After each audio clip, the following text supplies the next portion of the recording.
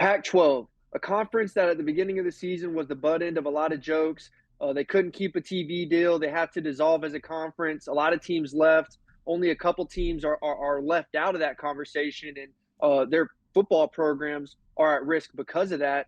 But fast forward to week 6, week 7, and they are one of the best conferences in college football, by far the most competitive conference in college football this year. A lot of teams with just one loss, and these teams have to play each other in the Pac-12. So we're going to be talking about the future of a lot of these teams. They have to play each other coming up, like I just said. So starting off with Oregon and Washington, an absolutely insane game, Drew, this past weekend. Really a telltale game of what a lot of people think of the Pac-12, with explosive offenses and a lot of scoring. And that's not a knock on these defenses. I'm high on Oregon's defense this year with Dan Lanning, former defensive coordinator at Georgia. But it's more of a praise to these two offenses. Penix and Bo Nix were absolutely slinging it this past weekend, Drew. And, really two of the best offenses going at it. Washington gets it done, but I feel like that was a game that could have went either way. Yeah, it was a game that definitely, I think, Dan Lanning kind of costed Oregon the game there at the end. We know what kind of happened before that led up to that point. Oregon had the lead, and Dan Lanning on 4th and 2 at about midfield tried to go ahead and put the game away and decided to go for it, which I personally don't agree with. I think that was a very bad decision, which obviously costed Oregon the touchdown that was given up 2 plays later to the best offense in college football in Washington. So, that's kind of a tough knock on, or a tough loss that Oregon has. And it's just going to make their stretch of games a little bit harder from this point forward. You can't lose any more games if you're trying to make the playoffs. There are so many good teams in the Pac-12 right now. You have a couple with that are undefeated. You have USC and Washington, and then now Oregon 2-1, Oregon State 3-1, Utah 2-1. The Pac-12 title game is still open to anyone. But for Oregon, a team that I had as the favorite to go into the Pac-12 title game, just made their task infinitely more difficult. And when you look at their schedule here, I'll go ahead and put it up on the screen. You still got Washington State and Utah. Those are 2 tough games right there. Oregon will be favored in both of those. They play Cal. They'll win that one. USC is going to be a tough game. And then to finish off the year, Oregon State. These are some really good teams that Oregon has coming up. And I think that loss that they had to Washington is going to put a lot more pressure on them. And we might see that a little bit as the season goes on, because Oregon's just in a must-win situation for the rest of these games. And Bo Nix played really well in the Oregon game. I think the players did a terrific job and executed well. I just think it kind of came down to that Dan Lanning decision, which for a lot of Oregon fans is kind of disappointing to see. You just gotta, when you're playing offenses like this in the Pac-12, and it's not just Washington, there are plenty of good offenses that Oregon's going to play. If you get them in a situation where you make them drive the length of the field, or you have the chance to get them to do that, you have to do that. You can't give these teams short field. Yeah. Drew, I think also at the end of halftime, when Oregon had a chance, they drove the ball all the way down the field, and it was 4th and goal, and they ended up going for it and not getting it. That was another chance where they could have came out with some points, and they didn't. I think as far as the 4th down decision at the end of the game, it was just the fact that, you got to call the game consistently. We talked about that. He's been going on 4th down all game, for the most part, been having success with it, and he didn't trust that his defense could stop Washington's offense. I mean, you were on it at the beginning of the season. You were talking about Washington's underrated. Whatever they opened up with ranking-wise, you still are saying they were underrated.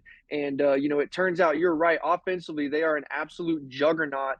Other than the interception that Penix threw, they pretty much scored on every single drive.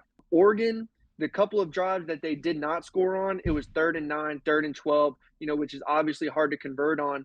But like we talked about, Bo Nix and Penix absolutely had a clinic. Going forward, I think that Oregon still has a chance to win all those games.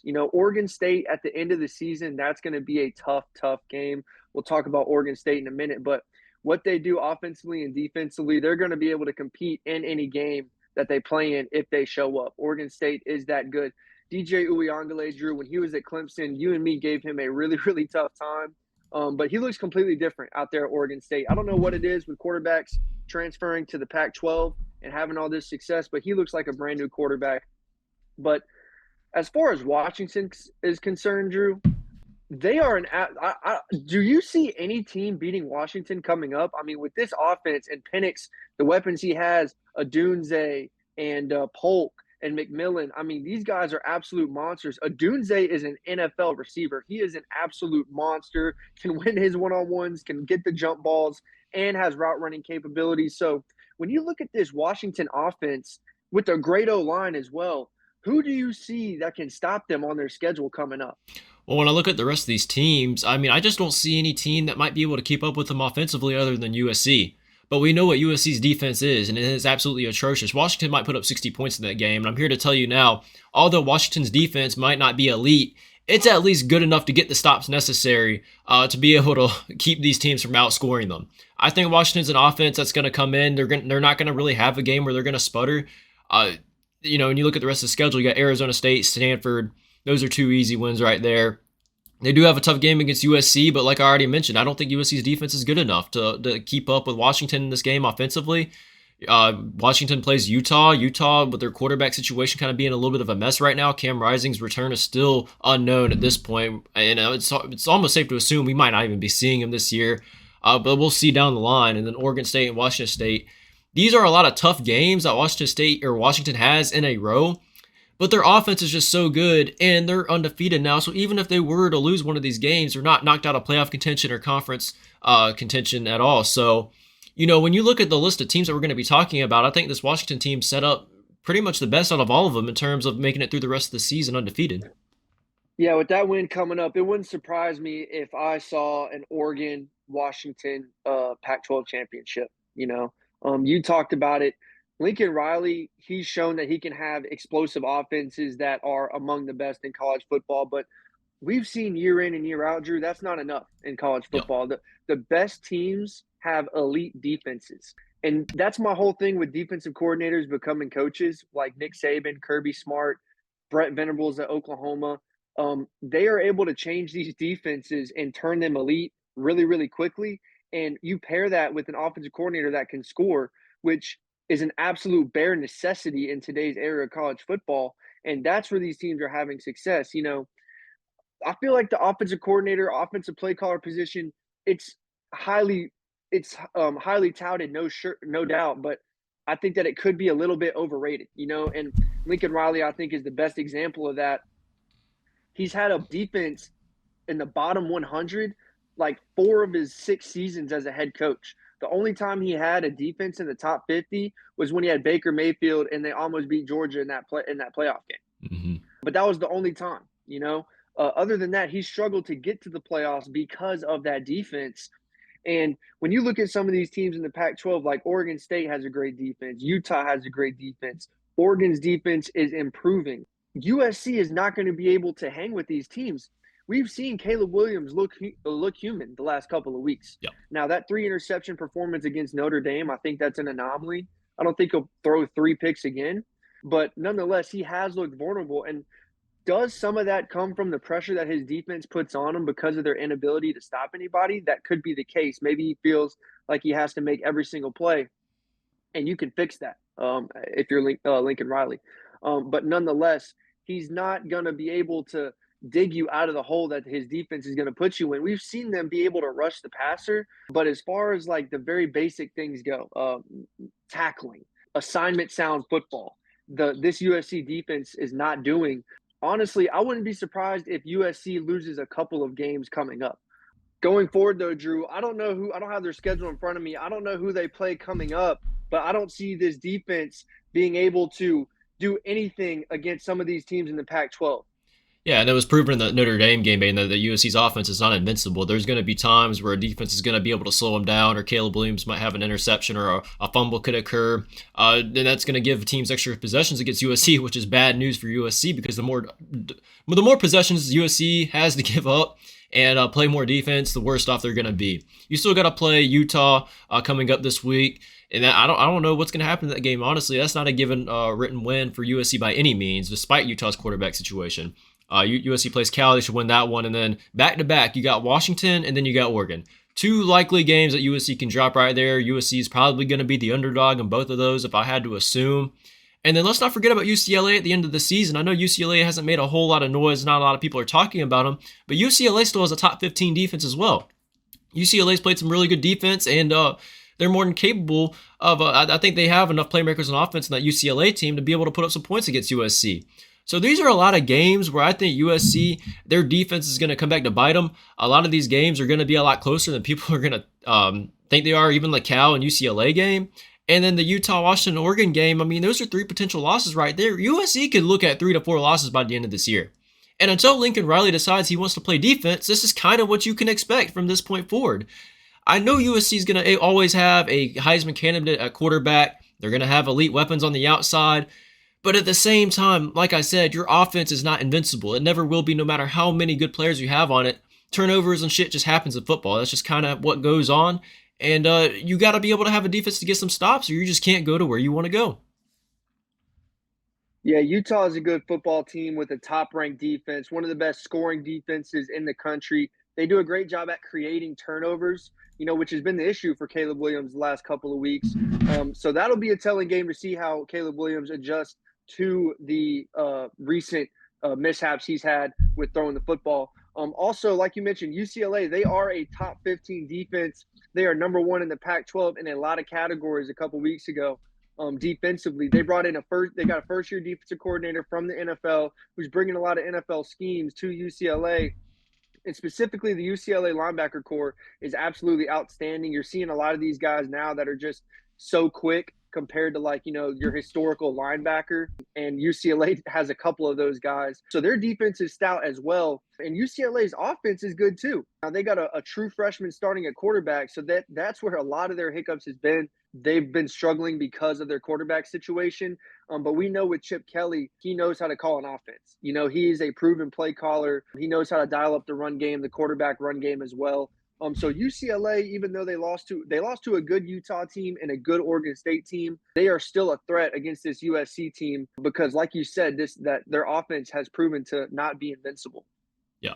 In UCLA, they have a good running game too. Carson Steele and TJ Harden, two really good running backs. They're able to, pick up 3, 4, 5 yards of carry, and that's a big deal when you have a freshman quarterback. You need to have some running backs to be able to rely on, to be able to pick up some short yardage situations. If you have a quarterback that's struggling throwing the football, 3rd and 3 and 3rd and 4 becomes very difficult. But to have a good staple of running backs behind them makes it so much easier.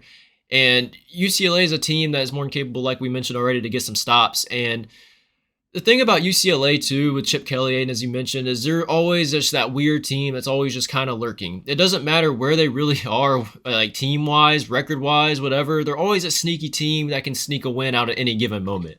So any team from this point forward that has to play UCLA needs to be careful. UCLA is not a team to kind of throw away. I know UCLA has a couple conference losses already, but they're still a top 25 team. And I think UCLA, with their freshman quarterback, who I think it can only get better from here, could be getting better as the season goes on. And who knows? I mean, I don't see every single team losing 2 conference games, but UCLA is going to be a team that maybe if they're not in a Pac-12 title game this year, I think they have the potential to take some step forwards from the future. And if that quarterback continues to get better and Dante Moore, UCLA is going to be a team to watch out for. Yeah, the only thing about UCLA that alarms me, they've lost 9 of their last 10 games versus ranked opponents. Of course, the Pac-12 has been a lot more top-heavy as of recent, but they had DTR and a couple of other guys on that offense last year, and that stat is, so it sticks out like a sore thumb, But we talked about this team a little bit, Utah. They have been struggling at the quarterback position, man. The average 3rd down for them is like 3rd and 8, I believe. So it honestly doesn't matter who your quarterback is. If that's your average 3rd down, you're not going to be hitting at a high clip.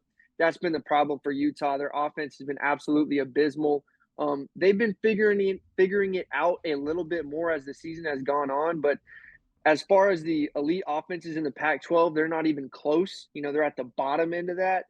With that being said, their defense is one of the best defenses in the Pac-12. So that's been what's carrying them through a lot of these games. So they only have 1 loss to Oregon State, which is a very good football team. They handled UCLA. Some of the interceptions that freshman quarterback threw helped put Utah ahead. If Utah plays with the lead and they can rely on the run game, they can be okay. But as far as the question marks go at quarterback, they're not going to be a big contender, I believe, until they get Cam Rising back. When that's going to be, I don't know. Whenever that is the case, though, you could be looking at a different Utah team. But until then, that's not going to be the case. Yeah, Utah's a team that has a couple quarterbacks that they use, and they don't really try to even attempt to throw the ball a whole lot. Their running game is basically the offense. They have a couple good running backs, and the quarterbacks get involved with the running attack as well. And Utah is kind of the opposite of USC, right? They kind of have to rely on a great defense to be able to get some stops and just pray that their offense can do just enough to, get them the win. And when you look at the rest of the Utah schedule coming up, there's going to have to be some games where the offense is going to have to find ways to score the football. You got USC coming up this week. You got Oregon the week after. You got Arizona State, and then you got Washington. So 3 out of those 4 games that I just mentioned right there, if Utah can't put up anywhere in the 30s, I think they're going to lose all of those games. Now, you mentioned Cam Rising's return is still unknown. We don't know if Cam Rising's even going to play again this year. And, it's very hard to develop an offense when your, star quarterback that's been around forever that you could rely on is just out of the picture. And these are a lot of quarterbacks that are coming in that haven't had a lot of experience into the season. So it's been very difficult. I don't know how much different Utah could handle this. And I think they've done a pretty good job, though, for what they have. And they really relied on that defense. And Utah's a team right now that still has, I believe, 1 conference loss. I'm going to go ahead and be honest. Utah's not winning the rest of their games on their schedule. And unfortunately for them, this is a team that's had a lot of success in past years.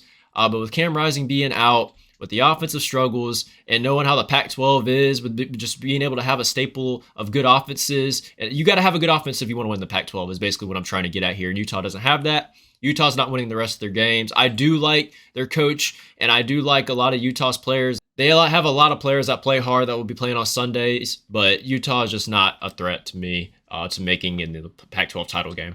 Yeah, definitely not. As far as them going winless, I don't know if that'll be the case. I kind of like them against USC because of how good their defense is.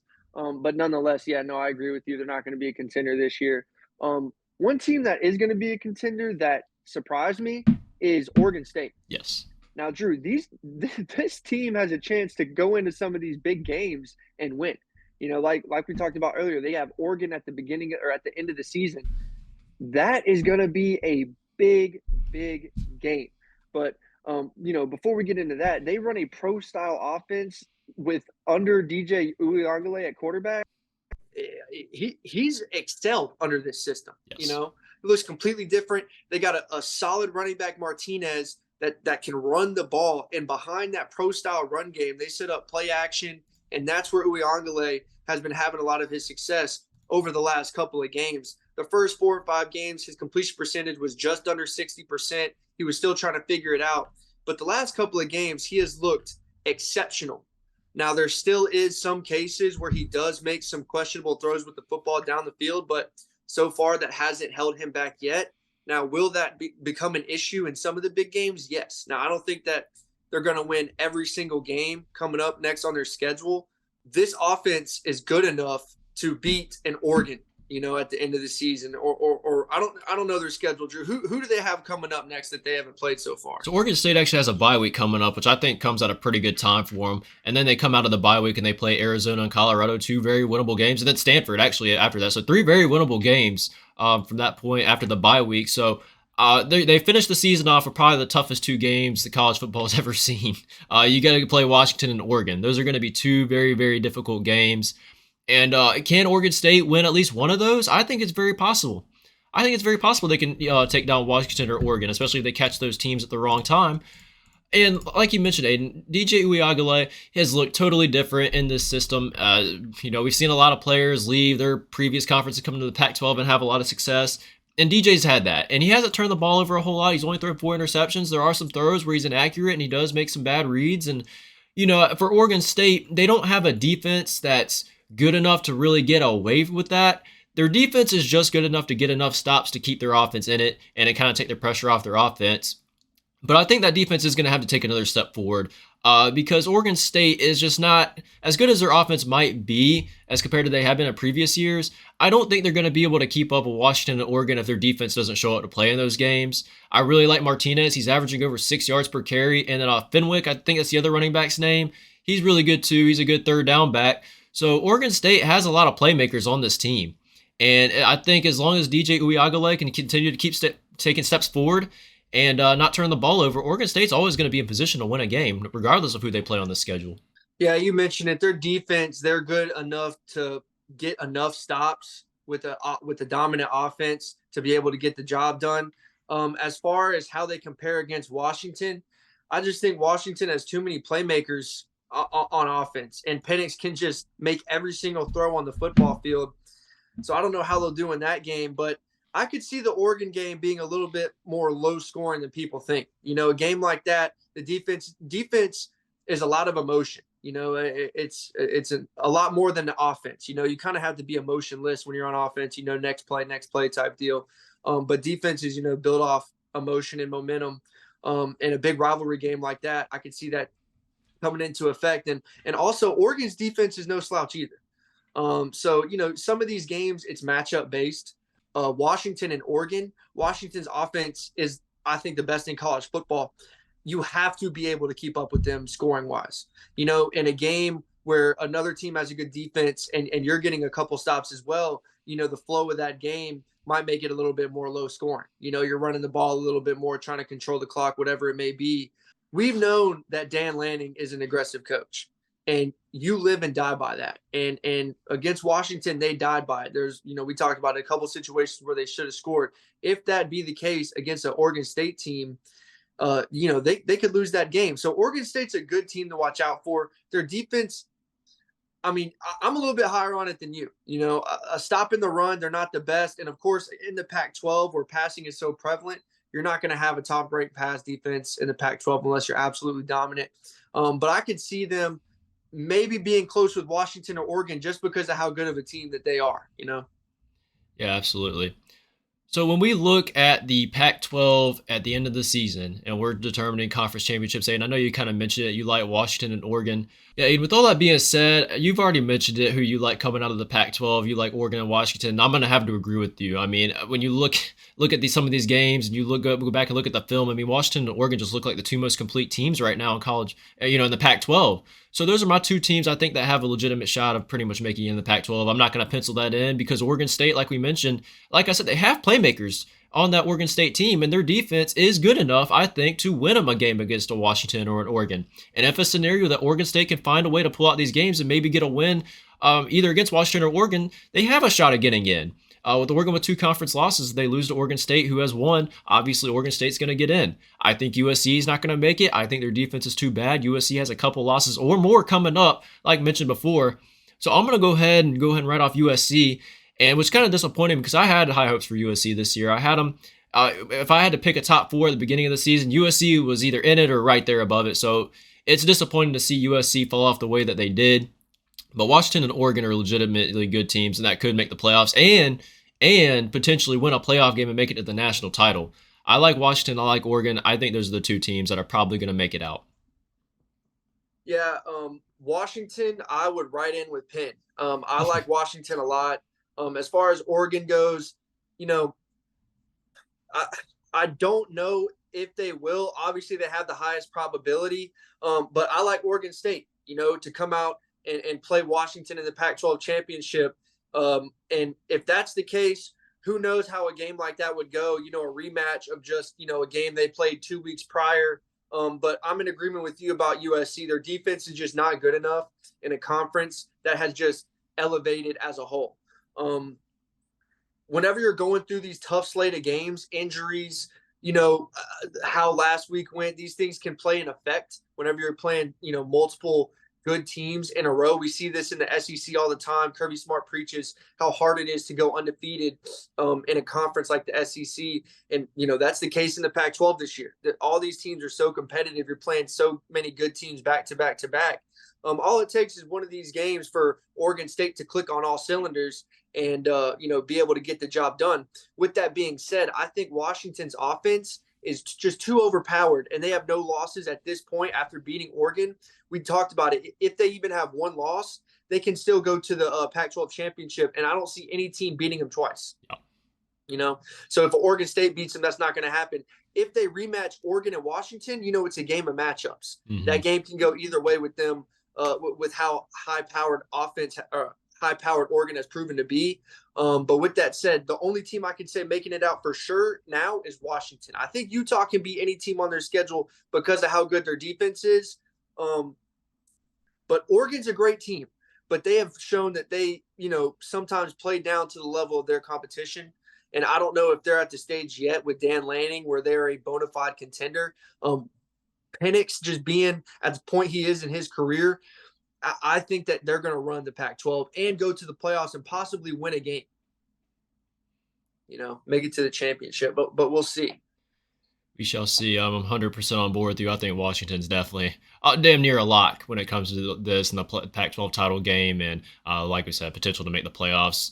And that was pretty clear after a couple of games of this season. We saw what that offense was like, and it was everything that I had talked about they were going to be. And it honestly exceeded a lot of expectations, even that I had. I mean, just the consistency alone was something I wasn't expecting.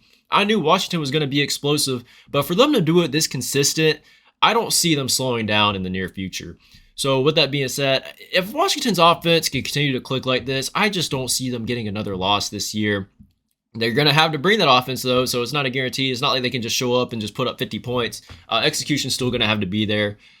But that's going to do it for this video, guys. As always, if you could leave a thumbs up, subscribe, and hit the notification bell, that would be much appreciated. That goes a long way to helping our channel out. And be sure to let us know down below in the comment section who you like to come out of the Pac-12. And if you disagree with some of the teams we talked about or some matchups we talked about, who, us picking a team to beat whoever, anything that you guys have on your mind, be sure to let us know down below in the comment section. We're really curious to see what other people think about the Pac-12 and what they think about these Pac-12 teams. But that's going to do it for this one, guys. We'll see you in the next one.